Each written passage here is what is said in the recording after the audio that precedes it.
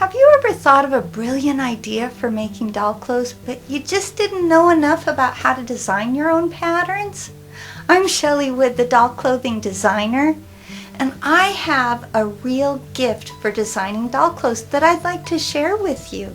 In my Creative Spark class, How to Alter Doll Clothes Patterns, I'll introduce you to the basics of doll clothes pattern designs. You will learn how to alter patterns that you already own, how to lengthen and shorten a pants pattern, and how to turn pants into shorts. You'll also learn how to make a skirt more full or less full, and how the fullness of a dress's skirt can affect the fit of a bodice.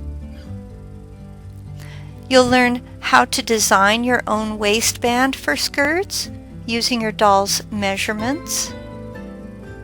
But the real gem of my class is my resizing formula.